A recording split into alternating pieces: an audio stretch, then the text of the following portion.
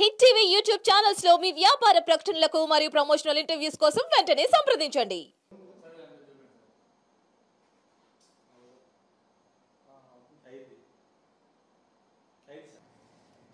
ఈరోజు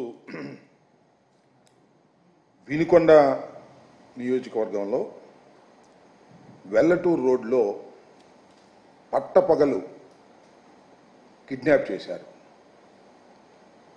ఒంటేరు నాగరాజు అనేటువంటి ఒక వైసీపీ కార్యకర్తని ఆటోలో వెళుతుంటే ఆటోని ఆపి వాళ్ళ బావమరిదిని, తల్లిని, చెల్లిని కొట్టి దారుణంగా ఈడ్చుకు వెళ్ళి స్కార్పియోలో ఎత్తుకుపోయారు. ఇది జరిగింది ఎక్కడో కాదు, ఆంధ్రప్రదేశ్లో వినుకొండలో వెల్లటూరు రోడ్డులో జరిగినటువంటి సంఘటన. ఎంత దురదృష్టకరమైన సంఘటనలు జరుగుతున్నాయో నేను ప్రత్యేకంగా చెప్పాల్సిన అవసరం లేదు. ఈ కూటమి ప్రభుత్వం వచ్చిన దగ్గర నుంచి కూడా అతి దారుణంగా లా అండ్ ఆర్డర్ ఫెయిల్ అవ్వటమే కాకుండా నడి రోడ్డు మీద హత్యలు జరుగుతూ ఉన్నాయి, నడి రోడ్డు మీద కిడ్నాపులు జరుగుతూ ఉన్నాయి. ఈ ఒంటేరు వీరయ్య అనే అతను వాస్తవానికి మాచర్ల నియోజకవర్గానికి చెందినటువంటి వ్యక్తి. పిన్నెల రామకృష్ణారెడ్డి గారి మీద మొన్న పెట్టినటువంటి కేసులో is also an accused. Bail మీద బయట ఉన్నాడు. భయపడి వినుకొండ వచ్చి వాళ్ళ బావమరిది దగ్గర తలదాచుకుంటూ కూరగాయల వ్యాపారం చేసుకుంటున్నాడు. ఆటోలో కూరగాయలు తీసుకొని వెల్లటూరు రోడ్లో వేరే చోటకు వెళుతున్నటువంటి సందర్భంలో తెలుగుదేశానికి చెందినటువంటి వ్యక్తులు, రౌడీలు దారుణంగా వచ్చి ఆటో ఆపి వాళ్ళ బావమరిదిని కొట్టి నరికి తల్లి చెల్లెలను పక్కకు నెట్టి ఇతన్ని తీసుకొని కిడ్నాప్ చేసుకొని వెళ్ళిపోవటం అనే దాన్ని మనం చూస్తే ఇవాళ రాష్ట్రంలో ఏం జరుగుతుందన్న, రాష్ట్రంలో అసలు లా అండ్ ఆర్డర్ ఉందా? హోమ్ డిపార్ట్మెంట్ పనిచేస్తుందా? పోలీస్ వ్యవస్థ పనిచేస్తుందా? నడి రోడ్డు మీద వినుకొండ లాంటి సమస్యాత్మకమైనటువంటి నియోజకవర్గం, మొన్ననే వినుకొండలో అతి దారుణంగా ఒక వ్యక్తిని నడి రోడ్డు మీద బహిరంగంగా నరికి చంపినటువంటి వినుకొండలో లా అండ్ ఆర్డర్ లేదే. ఎవరిని పడితే వాళ్ళని ఎత్తుకుపోతున్నారే. మరి నేను ఈ సందర్భంగా చెప్పదలుచుకొని ఎస్పీ గారితో కూడా మాట్లాడాము. ఆయన కూడా మేము వీఆర్ గోయింగ్ టు యాక్షన్ అండి, మా టీమ్స్ రీచ్ అవుతున్నాయి, మేము యాక్షన్ తీసుకుంటామని ఆయన చెప్పారు. నేను అనేది ఏమిటంటే ఆ వ్యక్తికి, ఒంటేరు నాగరాజు అనేటువంటి వ్యక్తికి ఏ విధమైనటువంటి హాని జరిగినా దానికి బాధ్యత వహించవలసింది నారా చంద్రబాబు నాయుడు గారి ప్రభుత్వం. దీని మీద తక్షణం స్పందించాలి. అతన్ని ప్రాణహాని లేకోకుండా కాపాడవలసినటువంటి బాధ్యత ఉంటుంది. ఆయన ఒక కేసులో ముందే అయితే అవ్వచ్చు, అది చట్టపరంగా జరగవలసినటువంటి అంశం. ఆయన బెయిల్ మీద బయట ఉన్నాడు.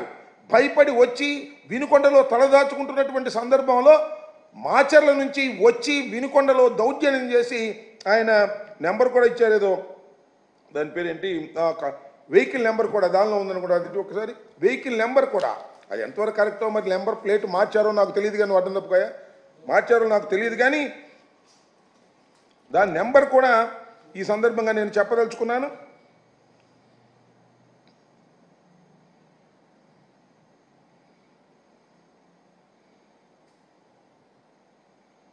AP 37 CU 9252 కారులో నాగరాజు కిడ్నాప్ చేసి తీసుకువెళ్ళారు. ఆ కిడ్నాప్ చేసినటువంటి ఉదంతాన్ని కూడా మీకు ఈ సందర్భంలో అక్కడ ఉన్నటువంటి అందుబాటులో ఉన్నటువంటి వారు దాన్ని వీడియో కూడా తీశారు. ఆ వీడియోను కూడా చూడండి, నడి రోడ్డు మీద ఏ విధంగా జరుగుతుందో.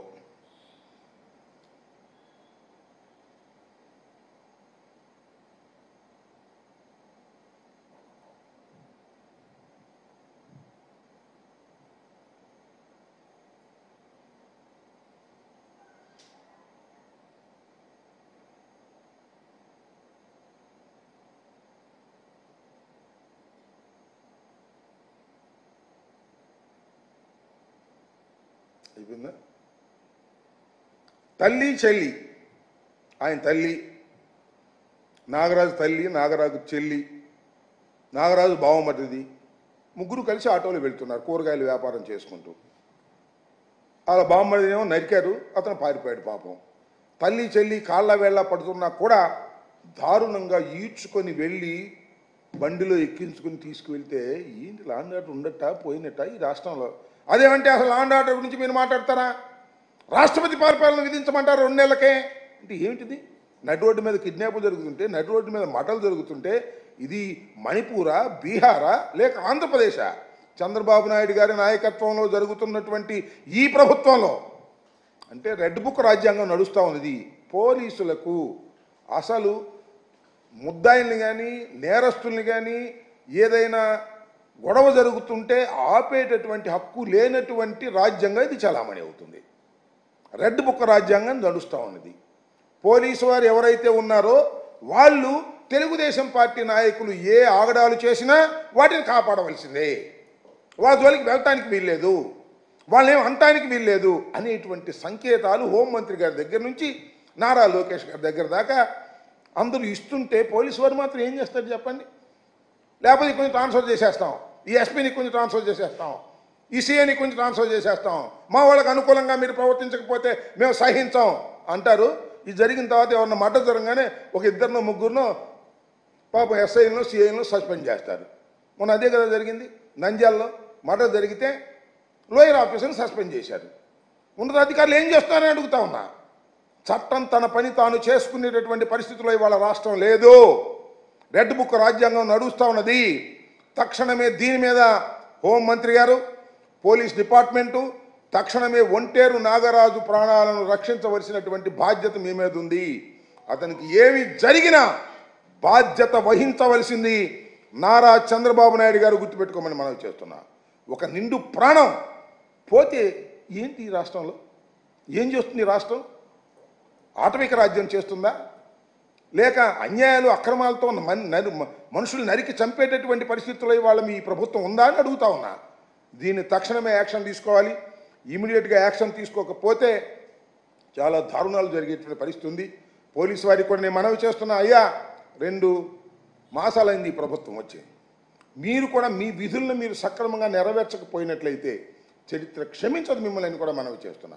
కాబట్టి దీని మీద తక్షణమే యాక్షన్ తీసుకోవాలని కూడా ఈ సందర్భంగా నేను పోలీసు ఉన్నతాధికారులని ప్రభుత్వాన్ని కోరుతున్నా.